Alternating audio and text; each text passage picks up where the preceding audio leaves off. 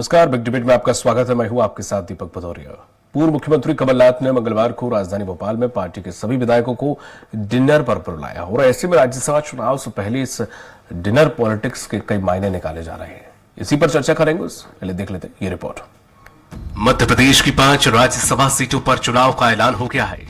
राज्य में विधायकों की संख्या के हिसाब से कांग्रेस को एक सीट मिलना तय माना जा रहा है, लेकिन इस एक सीट के लिए अब तक कई दिग्गज नेताओं के नाम सामने आ चुके हैं, लेकिन कौन राज्यसभा जाएगा इसको लेकर कुछ भी स्पष्ट नहीं है।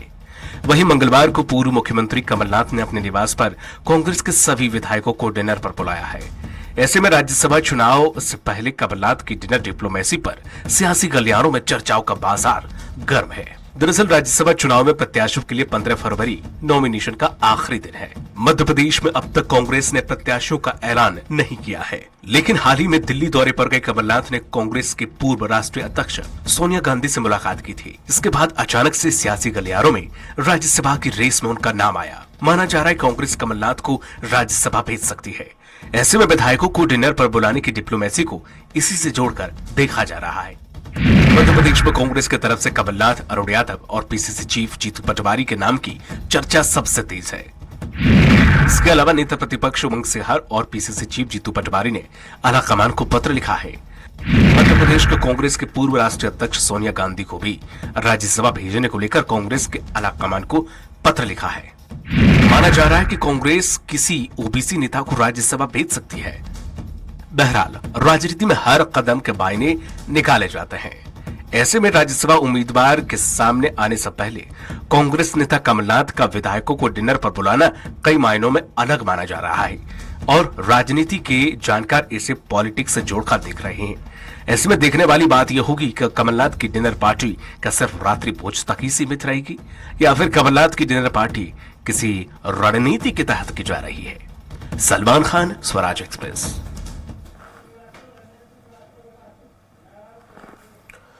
और इसी पर ज्यादा चर्चा करने के लिए खास मेहमान हमारे साथ जुड़े हुए हैं। बीजेपी प्रवक्ता हैं शशिकांत शुक्ला, कांग्रेस प्रवक्ता है रोहित यादव और वरिष्ठ पत्रकार हैं रंजन श्रीवास्तव। आप सभी लोगों का बहुत बहुत स्वागत है। रंजन जी, जिस तरह से ये डिनर पॉलिटिक्स से नाम दिया जा रहा है, राज्यसभा चुनाव से पहले सभी विधायकों को डिनर देना, क्या कहेंगे?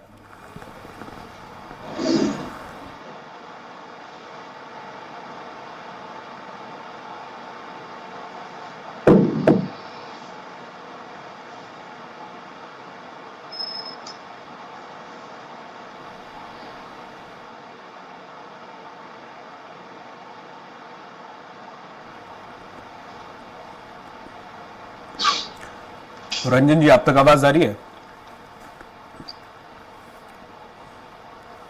रंजन जी, आप सुन पा रहे हैं?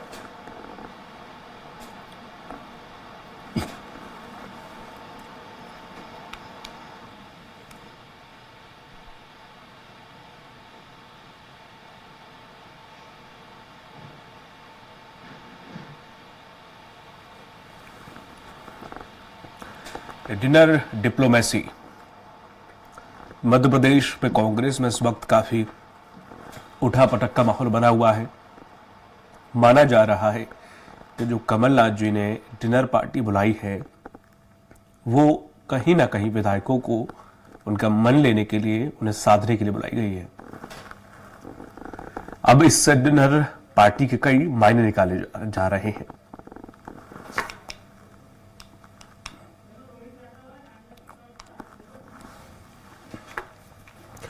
और रोहित जी हमारे साथ जुड़ गए हैं, कांग्रेस के प्रवक्ता हैं। रोहित जी, ऐसे डिनर पॉलिटिक्स, डिनर डिप्लोमेसी, तमाम तरह के नाम दिए जा रहे हैं, इसे क्या कहा जाए?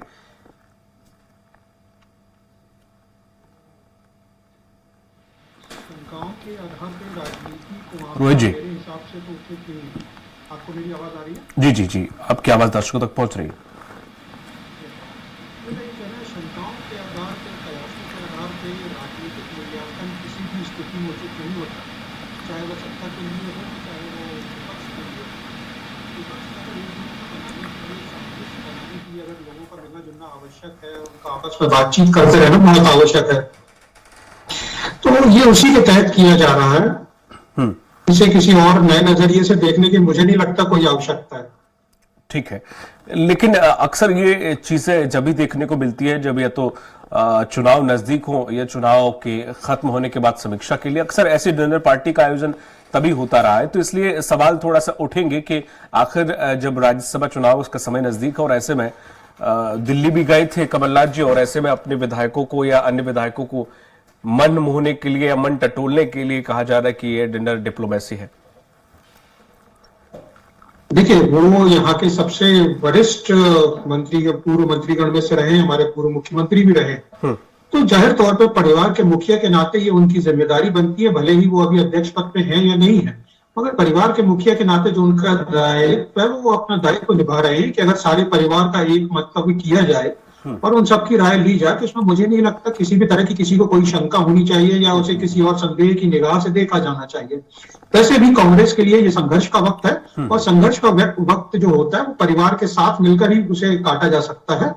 और अगर परिवार साथ रहता है, एकजुट रहता है, तो कितना भी मुश्किल समय क्यों ना हो उसे आसानी से पार किया जा सकता है। तो कमलनाथ जी ने जो ये जिसको डिनर के लिए बुलाया गया, एक बार स्थगित भी किया गया था, तो ये उसी के अंतर्गत किया गया है कि सारे परिवार को एकजुट रखा जाए, सबके मन टटोला जाए। बिल्कुल इसमें कोई गलत नहीं, सबकी राय ली जाए, आम राय बनाकर ही काम करने में कांग्रेस हमेशा विश्वास रखती है। और बड़े बुजुर्गों का हमें आशीर्वाद भी मिले, उनका मार्गदर्शन भी मिले, हमारी यही मंशा है। बिल्कुल, ये संघर्ष का समय है, पर अंदरूनी संघर्ष भी देखने को मिल रहा है कि एक नाम है और कई नाम आना चाह रहे हैं, जिसमें से बहुत सारे नाम आप भी जानते हैं और मैं भी जानता हूं। जीतू पटवारी जी का, उमंग सिखार जी का नाम आ रहा है और साथ ही साथ कमलनाथ जी का भी नाम आ रहा है। तमाम ऐसे नाम आखिर क्यों निकलकर सामने आ रहे हैं? मैं तो उसको एक स्वस्थ लोकतंत्र की परिपाटी मानता हूं कि अगर किसी पार्टी के अंतर्गत अगर इतने सारे नाम आ रहे हैं, मतलब ये सारे लोग कहीं ना कहीं डिजर्व करते हैं तभी उनके नाम आ रहे हैं। तो इसको अगर इस तरह से देखना कि ये किसी तरह का द्वंद है तो मुझे नहीं लगता। एक स्वस्थ लोकतांत्रिक प्रक्रिया है जिसमें हम विश्वास रखते हैं और एक खुले मंच पे अगर सबके साथ चर्चा होती है तो इसमें क्या, इसमें मुझे नहीं लगता कि किसी को कोई आपत्ति होनी चाहिए। यह बिल्कुल स्वस्थ लोकतंत्र है और मैं ऐसा ही लोकतंत्र देश की राजनीति में भी देखना चाहता हूं। मैं ही नहीं, इस देश की जनता भी देखना चाहती है। अभी आपने देखा होगा कि चंडीगढ़ में किस तरह से लोकतंत्र की हत्या कर दी गई। एक तरह की तानाशाही का जो रिवाज अपनाया जा रहा है, हम उससे विरोधी विचारधारा के व्यक्ति हैं और जाहिर सी बात है कि जो विरोधी विचारधारा का व्यक्ति है, जो चाहता है जनता के मन की बात हो, उसके अंदर एक लोकतांत्रिक और पारदर्शिक मुझे लगता है व्यवस्था होना आवश्यक है। और चैरिटी बिगिंस फ्रॉम होम वाली जो बात होती है कि पहले हम अपना घर सुधारेंगे तब जाकर हम समाज और देश सुधार सकते हैं। तो हाँ, अगर हमारे अंदर सामाजिक समरसता बनाने का, सौहार्द बनाने का हमारे अंदर भाव है, सभी को एकजुट करने का भाव है, तभी हमारी पार्टी आगे जाके मजबूत हो सकती है। इसमें सबकी राय भी लेना आवश्यक है, सबकी दावेदारी को स्वीकार करना, उसे सम्मान देना भी आवश्यक है। ठीक है, जिस तरह से देखा जाए शशिकांत जी, आपने पूरा सुना रोहित जी ने क्या कुछ कहा। अभी तक आपने भी नामों की घोषणा नहीं की है, बाकी जगह कर दिया आपने, चाहे वो छत्तीसगढ़ हो चाहे वो उत्तराखंड हो। मध्य प्रदेश में इतना सस्पेंस आखिर क्यों बरकरार है? क्या यहाँ 5 और 4 का खेल चल रहा है इस वजह से कि या कोई और दूसरी भी वजह है? बात नहीं थी और कोई सस्पेंस की बात ही नहीं है। अभी हमने विगत सूत्रों में निर्णय लिया है और समयानुसार मध्य प्रदेश के लिए निर्णय हो जाएगा। पर्याप्त समय है और कोई ऐसी बात नहीं है कि साहब समय जा रहा है, हम निर्णय नहीं ले पा रहे हैं, कोई कारण है, कोई सस्पेंस है, ऐसी कोई बात नहीं है। अच्छा, वो तो चलो ठीक है। भारतीय जनता पार्टी की चारों तरफ जीत होने वाली है, कोई हमारे सामने कठिनाई नहीं है, कोई हमारे सामने परेशानी नहीं है। बड़ी सरलता से कैंडिडेट चुन लिए जाएंगे और जीत भाजपा को मिलेगा। ठीक है, ठीक है, मैं मान लेता हूं आपकी बात शशिकांत जी, लेकिन अब ये तो थोड़ा बता ही सकते हैं। चलो, मैं ये नहीं पूछ रहा हूँ कि प्रत्याशी कौन होगा, ये तो चलो आप कहेंगे आला कमान का निर्णय है, जाहिर सी बात है, मैं आपसे पूछना भी नहीं बनता है। लेकिन अगर मैं ये कहूँ कि प्रत्याशी 4 ही रहने वाले या 5 भी रहने वाले, इस पे थोड़ा सा आप कुछ स्पष्ट कर सकते हैं क्या? नहीं, प्रत्याशी देखो, यहाँ पर प्रत्याशी 4 हैं, पार्टी ने निर्णय लिया है कि हम इनका पैनल बनाएंगे। तो निश्चित रूप से सब नामों पर विचार हो कि उनका पैनल बनेगा, वो पैनल आगे जाएगा, प्रदेश में जाएगा, प्रदेश में चर्चा होगी, फिर क्या पैनल बनेगा, तो केंद्र में जाएगा। ये सब प्रक्रिया है, इसमें कहीं कुछ कोई किंतु परंतु कारण या कि कठिनाई कुछ नहीं, बड़ा एक सिंपल प्रोसेस। ठीक है शशिकांत जी, आपकी आवाज थोड़ा सा साफ नहीं आ पा रही, निवेदन है कि थोड़ा सा आप ऑडियो को एडजस्टमेंट करके थोड़ा सा आप आवाज को सुधारें, हम आपके पास दोबारा से लौट रहे हैं। रंजन जी, जिस तरह से देखा जाए कांग्रेस के अंदर हमने जब भी देखा, जब भी इलेक्शन का समय आता है तब भी सब अपने अपने दाव लेके अपने अपने नाम लेके खड़े हो जाते हैं। हालांकि कांग्रेस इसे लोकतंत्र का नाम देती है, बीजेपी इसे डिसिप्लिन कहती है कि पार्टी में डिसिप्लिन होना चाहिए। लेकिन हम अगर देखें अभी जैसे एक सीट है उसमें भी थोड़ा संदेहास्पद पैदा कर दिया है बीजेपी ने, वो इसमें भी थोड़ा सा घबराए हुए हैं कि फिर से तोड़फोड़ की चीजें करेंगी एक सीट पे भी। लेकिन हम देखें कि जीतू पटवारी कह रहे ओबीसी चेहरा वर्तमान में है तो ओबीसी चेहरा भी आगे होना चाहिए। तो देखो जीतू पटवारी जी, उमंग सिखार जी हैं, और भी तमाम नाम आ रहे हैं, अरुण साहब उनका नाम आ रहा है, अरुण यादव जी का नाम आ रहा है, कमलनाथ जी का नाम आ रहा है। पार्टी के अलावा कमान कुछ कह रहे हैं कि सोनिया गांधी जी को यहाँ से भेज दो। वो हालांकि अलग बात है कि वो स्वीकार करती है नहीं करते हैं, या फिर ये सिर्फ एक दिखावा है। लेकिन ये इस तरीके की चीजें कांग्रेस में अक्सर हमें क्यों देखने को मिलती हैं?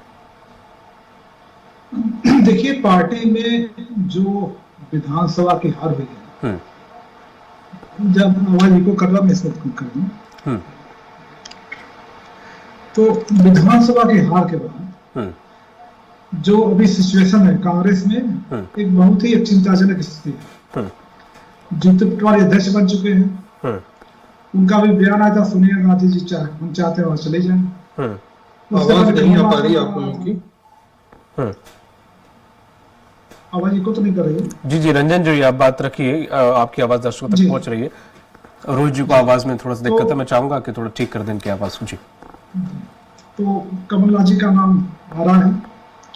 अब जाहिर है जब सोनिया गांधी आ जाएंगी तो कमलनाथ का जाना तय नहीं होगा, बहुत निश्चित है। ऐसे में जिधर डिप्लोमेसी का टाइमिंग है बड़ा इंपॉर्टेंट हो जाता है। जिस तरह से कमलनाथ को हटाया गया बिना टाइम दिए हुए, उनके लिए चिंताजनक स्थिति है।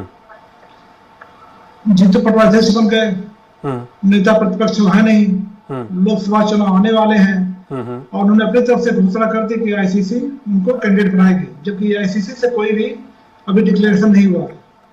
आपको याद होगा जब विधानसभा चुनाव हो रहे थे तो उन्होंने कहा जो छिंदवाड़ा के कैंडिडेट हैं वो नकुलनाथ घोषित करेंगे। ऐसी कोई परिपाटी रही नहीं है, उसका विरोध भी पार्टी में हुआ था।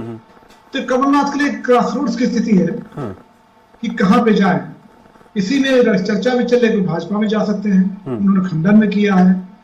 ये सब बताता है कांग्रेस सब कुछ ठीक नहीं चल रहा है, और अभी चूंकि राज्यसभा सर पे है और ऐसे विभ्रम की स्थिति बनी रहेगी तो पार्टी के लिए नुकसानजनक स्थिति हो सकती है। आपको याद होगा जब प्रेसिडेंट का इलेक्शन हुआ था तो 10 से 12 वोट का क्रॉस वोटिंग हुई थी। तो अगर कहीं वो पैटर्न फिर इसमें अगर आ गया तो कांग्रेस के लिए बहुत ही नुकसान उठाना पड़ सकता है। लेकिन अभी कांग्रेस के नेताओं को देखना है कि जो अंदर जो सरफटोल चल रहा है, कॉन्फ्लिक्ट चल रहा है, उसको कैसे खत्म करके एकजुट बन के राज्यसभा इलेक्शन फेस करें। ठीक है रोहित जी, जिस तरह से जो नामों को लेकर अलग अलग चीजें आ रही सामने निकलकर, कोई एक नाम हम चूज करते हैं तो ये बीजेपी पार्टी नहीं है कि ऊपर से आला कमान ने एक नाम दे दिया तो उसके बाद सब चुप। आपके यहाँ पे अक्सर देखने को मिलता है कि कहीं ना कहीं कुछ ना कुछ हार्म पहुंचाने की या थोड़ा सा कहीं ना कहीं चीजों को बिगाड़ने की भी फिर कोशिश होती है। अगर कमलनाथ जी नहीं हुए, कोई और हो गया, तो आपको नहीं लगता आपके अंदर खाने में ही, पार्टी में ही जब एक्चुअली सिचुएशन आएगी तो हो सकता है कुछ वोट कट जाए? देखिए, मैंने अपने वक्तव्य के शुरुआत में आपको ये बात बताई थी कि कयासों पे राजनीति नहीं चलती। अगर किसी को ये शक था, अभी ऐसे भ्रम भी फैलाया जा रहा था कि कमलनाथ जी भाजपा में जा रहे हैं, विवेक दत्ता जी भाजपा में जा रहे हैं, तो दोनों ने इस चीज का सिरे से खंडन किया और ये बता दिया कि वो पार्टी के साथ है और पार्टी की विचारधारा के हिसाब से ही चल रहे हैं। तो ये बहुत सारे कयास है और कहीं ना कहीं मैं इसको मानता हूँ ये विपक्ष की एक तरह की रणनीति भी हो सकती है कि जब उनको किसी तरह का कोई भी छोर समझ में नहीं आता कि किस तरह से पार्टियों को तोड़ा जाए, क्योंकि भाजपा इसमें बहुत माहिर है कि वो गले मिल के गले काटने में बहुत विश्वास रखती है। नहीं तो इस चीज का खंडन किया कमलनाथ जी ने कि ये अफवाह है फालतू की, तो इसका भी खंडन कर दे भाई मैं राज्यसभा नहीं जा रहा हूँ, ये तो सब फालतू की बात है, नहीं कर रहे हैं वो। पर नहीं, तो आपने ये कहा कि राज्यसभा नहीं जा रहा हूं, नहीं, आपने कहा अगर उनको राज्यसभा में जाने नहीं मिला तो कहीं भीतरघात होगा। मैं इस पे चर्चा कर रहा हूं आपसे। आपका सवाल ये था। मेरा आपसे यही कहना है कि देखिए, अगर आप ऐसे कयासों पे ध्यान देते रहेंगे तो कहीं ना कहीं आपके मन में भी शक पैदा होता है, शंका, और जानबूझ के ये विपक्ष की चालें होती है, भाजपा की चाल है कि कहीं ना कहीं लोगों में असंतोष किसी तरह से फैलाया जाए, किसी भी तरह से पार्टी को तोड़ा जाए। मैं कह रहा था ना कि ये गले मिल के गले काटने वाले लोग हैं, चाहे शिवसेना का हज इन्होंने महाराष्ट्र में किया हो, वहां पे भी पहले बड़े भाई बनाया गया शिवसेना को, फिर एनसीपी के साथ इन्होंने वही काम किया, चाहे आप कहीं पर भी देख लें, आप बिहार चले जाएं, वहां नीतीश जी के साथ ये किया गया कि पहले कभी उनको बना दिया जाता है, 9 बार मुख्यमंत्री पद जो बदल चुका हो, जो दोनों एक दूसरे को कह चुके हो कि हम मर जाएंगे मगर इनके साथ नहीं जाएंगे, वहां अमित शाह जी कह देते हैं कि इनके लिए दरवाजे कभी नहीं खुलेंगे। तो मैं ये मानता हूं, ये चाहे चाल चरित्र और चेहरे सिद्धांत की बात कर लें, मगर इनका एक ही सिद्धांत है कि एन केन प्रकारेण, आइदर हुक और पुक, ये सिर्फ और सिर्फ सत्ता में बने रहना चाहते हैं। सत्ता के लिए इतनी ज्यादा लालसा अपने हिसाब से मुझे लगता है लोकतंत्र में होना ठीक नहीं है कि आप उसके लिए अपनी ही मर्यादाओं का वर्णन कर दें। ये कहीं ना कहीं विचार करने की जरूरत है कि आप जिस परिपाटी को लेकर चले थे, आप जहां पे बोलते थे कि हम सिद्धांतवादी पार्टी हैं, वहां आप अपनी विचारधारा से बहुत दूर कहीं निकल चुके हैं। आप सिर्फ सत्ता की भूख में कुछ भी करने को तैयार है, चाहे वो चंडीगढ़ का मेयर चुनाव, इतना छोटा सा चुनाव था, वहां भी आपने नैतिकता का पतन देखा। ये बहुत शर्मसार करने वाली बात है लोकतंत्र के इतिहास में, ऐसा पहली बार हुआ है। रोहित जी, राजनीति और नैतिकता और ये सब चीजें तो राजनीति से बहुत दूर है। ये तो चाहे वो कांग्रेस हो, चाहे वो कोई और पार्टी हो, तो ये शब्दों का इस्तेमाल अगर राजनीति के साथ साथ करा जाए तो बहुत दूर की बात हो जाती है। राजनीति के साथ ये साथ चल नहीं सकते, ये चाहे वो नैतिकता हो, चाहे वो बहुत सारे वर्ड्स और अभी आपने इस्तेमाल किए। देखिए, मैं आपसे यहाँ आधा मिनट का समय चाहूंगा। आपने जो वक्तव्य दिया, मुझे बड़ा अफसोस होता है। मीडिया हमारा जो है वो चौथा स्तंभ है लोकतंत्र का, और इतनी सहजता के साथ आप इस बात को स्वीकार कर लेते हैं कि राजनीति में अब नैतिकता नहीं बची है, तो मुझसे पहले आपको अफसोस होना चाहिए, और ये आपकी जवाबदारी मुझसे ज्यादा बनती है। मैं तो राजनीतिक पार्टी जवाबदारी बनती है, बिल्कुल जवाबदारी हमारी बनती है ये दिखाना, ना कि आप लोगों को सुधारना। और ये तो हम मीडिया भी क्या, हम आप ही लोगों से तो देख रहे हैं, आप ही लोगों से तो सीख रहे हैं सर। तभी तो मैंने कहा कि ये चीजें साथ में चल नहीं सकती हैं। एक भी उदाहरण बता दीजिए आप, चाल चरित्र, एक भी उदाहरण बता दीजिए, उद्देश्य, एक भी उदाहरण कांग्रेस का बता दीजिए जहां पे लोकतंत्र की हत्या इस तरह से की गई। सर मैं क्या कह रहा हूं, उदाहरण बता दीजिए। जैसा एक छोटे से मेयर के चुनाव में तक ये किया गया कि पीठासीन अधिकारी एक भाजपा के कार्यकर्ता को बना दिया जाता है। अल्पसंख्यक आयोग का उनका पुराना जोड़ तोड़ की राजनीति बहुत पहले से रही है सर। ये अभी का कोई 2 साल से 3 साल से चलन शुरू नहीं हुआ, बहुत पहले से शुरू हुआ है। क्या बीजेपी के लोग आपके में नहीं आते हैं, या आप उन्हें एक्सेप्ट नहीं करते हैं, या आपके लोग बीजेपी में नहीं जाते हैं? तो कैसी विचारधारा, कौन सा संकल्प, कौन से, ये आप बताएं ना सर, कौन सी पाक साहब कौन से चरित्र की बात करते हैं? मुझे आप बताइए, क्या कभी ऐसा हुआ है कि जैसा कि हाल शिवसेना का और एनसीपी का महाराष्ट्र में किया गया, क्या कभी ऐसा हाल कांग्रेस ने किसी पार्टी का किया है क्या? क्या लोकतंत्र में आधी रात को उठा के किसी को मुख्यमंत्री शपथ की सुबह 4 बजे शपथ दिलाई गई हो और 6 बजे उसको विड्रॉ कराया गया हो? कभी ऐसा हुआ क्या इतिहास में? तो ये सब सारी चीजें जो हैं, जहां पे राजभवन तक के ऊपर आरोप लग जाते हैं झारखंड में, उसी की चल क्या रहा है देश में? अगर आप बहुमत में हैं, इसका ये मतलब तो नहीं है कि आप संविधान की प्रस्तावना भूल जाएं, आप उसकी आत्मा को मानने को भूल जाएं। ठीक, आपका इसी का मैं उत्तर दूंगा। कहते हैं, ठीक है, मैं शशिकांत जी, समय निर्धारित है सर, मैं आपके पास लौटूंगा। शशिकांत जी, जिस तरह से बात यहाँ पर ये कहा जा रही थी, कहीं ना कहीं आप लगातार विपक्षी आरोप लगा रहा है कि हमारे विधायकों को तोड़ने की कोशिश की जा रही है। वो एक सीट के लिए भी 27 की हालांकि जरूरत होगी, आप 163 पर हैं। अगर 5 सीटों पर अगर प्रत्याशी उतारते, कहा यह भी जा रहा है कि 5 पर बीजेपी उतारेगी प्रत्याशी, और यह भी कहा जा रहा है कि कहीं ना कहीं जोड़ तोड़ की राजनीति भी अंदरूनी तौर पर चल रही है। सत्यता कितनी है? क्या वाकई बीजेपी इन सब बातों से इत्तेफाक रखती है? मेरी आवाज आ रही? जी जी सर, आपकी आवाज बिल्कुल आ रही है। हाँ, देखिए, ये बहुत आरोप वो कांग्रेस लगा रही है, जिसने देश में आपातकाल लगा के लाखों लोगों को जेल में डाल दिया। इस देश में तानाशाही हिंदुस्तान में देखने को मिली तो आपातकाल की समय मिली। स्वर्गीय इंदिरा गांधी ने कैसा आपातकाल घोषणा की थी, लाखों लोगों को जेल में डाल दिया, हजारों जेल में मर गए, काल कबलित हो गए।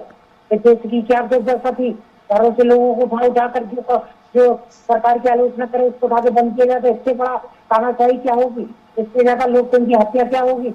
50 सरकारें, लगभग 50 सरकारें कांग्रेस ने बर्खास्त की।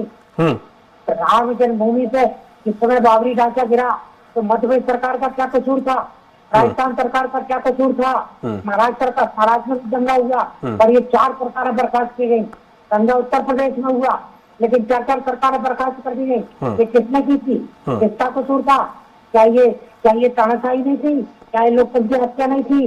देश में बैलेट पेपर लूटे जाते रहे, मनमाने रिजेक्ट किए जाते रहे, मनमाने लोगों को चुनाव जिता दिया जाता था, सरकारें लगी रहती थी, मशीनरी लगी रहती थी, कोई मीडिया इतना पैनापन नहीं था, सब कुछ दिखा नहीं पाता था। कांग्रेस के कार्यकाल में क्या नहीं हुआ? और वो कांग्रेस के नेता आज इस बात पर होना रो रहे हैं। अब बताइए कि महाराष्ट्र में जो बात की, शिवसेना भारतीय जनता पार्टी से धोखा दे करके गई थी या हमने धोखा दिया था? बिहार में नीतीश कुमार गए थे या हमने छोड़ा था? तो ये भ्रम फैलाना और झूठ बोलना, लोकतंत्र की हत्या करना, ये कांग्रेस का आजादी के बाद लगातार काम रहा है। विपक्षियों का दमन किया जाता रहा। इतिहास साक्षी है किस क्रूरता के साथ दमन किया गया। इसको देखना है तो केवल आपातकाल का कार्य देख ले, आपको समझ में आ जाएगा। तो भारतीय जनता पार्टी का आरोप लगाना ये कौन सा तरीका है? कुछ भी बोलना, भ्रम फैलाना, झूठ बोलना, आपातकाल की चर्चा नहीं करना, 50 सरकारें गिरा दी इसकी चर्चा नहीं करना, राम जन्मभूमि के चक्कर में 4 सरकारें गिरा दी इसकी चर्चा नहीं करना, झूठे आरोप लगाना।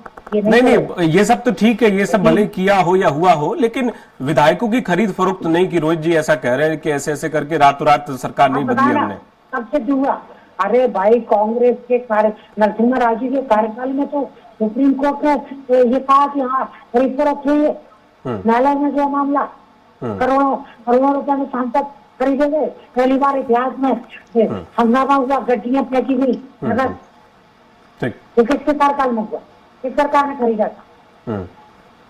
लेकिन आज हमारे ऊपर आरोप लगा रहे, सिद्ध नहीं हो रहा, कहीं कोई लेनदेन आज तक सिद्ध नहीं हुआ।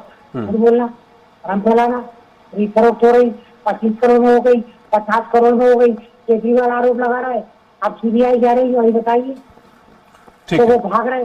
यही हाल कांग्रेस के, आप यदि हार रहे हैं, आपने देश में काम नहीं किया, आपको जनता ने स्वीकार कर दिया है, इसमें भाजपा में कौन सा दोष? ठीक है शशिकांत जी, आप राम विरोधी रहे, समय निर्धारित है शशिकांत जी, आप एफिडेविट देते रहे। आप लास्ट कमेंट लेना चाहूंगा रंजन जी से। आक्रोश है, आपके नेताओं कार्यकर्ताओं में आक्रोश है, और आप करो हमारे कार्यकर्ता नेता। शशिकांत जी, मैं समय निर्धारित है, मैं लास्ट कमेंट अब लेना चाहूंगा रंजन जी से, समय समाप्त हो जाएगा फिर। रंजन जी, जिस तरह से जो परिपाटी चल रही है इस वक्त, चाहे वो कांग्रेस की बात हो, चाहे वो बीजेपी की बात हो, चाहे 5 सीटों पर विधायक उतारने की बात हो, खरीद फरोख्त की बात हो, अभी रोहित जी थोड़ा सा मीडिया पर सवाल उठा दिए थे कि जो ये शब्द हैं, जो चाल चरित्र चेहरा या विचारधारा, अब राजनीति में ये सब बातें पुराने अतीत की बातें नहीं लगती? नहीं, अब तो है कि कैसे सत्ता में रहा जाए, और दूसरी पार्टी में हमारी पार्टी में आता हृदय परिवर्तन होता है, और हमारी पार्टी दूसरी पार्टी में आए तो धोखेबाजी करता, दगाबाजी करता है। तो अभी जो राजनीति पिछले 2 दशकों में बदली है, तो उसमें नेतृत्व का बहुत ही पतन हुआ है, इसमें कोई भी डाउट नहीं है, इसमें कोई भी संदेह नहीं है। और वो देखिए, राज्यसभा में बीजेपी चाहेगी कि ज्यादा सीट, सही बात है, फिर भी कांग्रेस को एक तो मिल जाता है। तो फिलहाल देखना, कांग्रेस में जो प्रेसिडेंट इलेक्शन समय में हुआ था, क्रॉस वोटिंग ना हो, यूनाइटेड फेस हो, जिससे लोकसभा भी कम से कम फेस कर पाए, और एक डिवाइडेड हाउस बन करके लोकसभा में ना जाए, कांग्रेस को देखना होगा। जी, बहुत बहुत शुक्रिया शशिकांत जी आपका, रंजन जी आपका, रोहित जी आपका, तीनों लोगों को बहुत शुक्रिया इस पर चर्चा में जुड़ने के लिए। तो जिस तरह से देखा जाए, कमलनाथ जी की जो डिनर पॉलिटिक्स कहे, डिनर डिप्लोमेसी कहे, तमाम तरीके के शब्दों का इस्तेमाल किया जा रहा है, लेकिन जाहिर सी बात है जब नजदीक में राज्यसभा चुनाव हो और ऐसे में कोई डिनर पर बुलाए, तो अक्सर ये देखने को भी मिला है कि अक्सर ऐसे मौकों पर इस तरह की बातें निकलती हैं, तो वही निकल रही हैं। अब देखने वाली बात यह होगी कि कांग्रेस आखिर अपना प्रत्याशी किसे बनाती है, और बीजेपी में यह देखना होगा कि अपनी लिस्ट में 4 नाम जोड़ती है या 5 नाम जोड़ती है। फिलहाल 1 सीट को लेकर कांग्रेस की उस पर भी संशय बना हुआ है। मुझे दीजिए इजाजत, नमस्कार।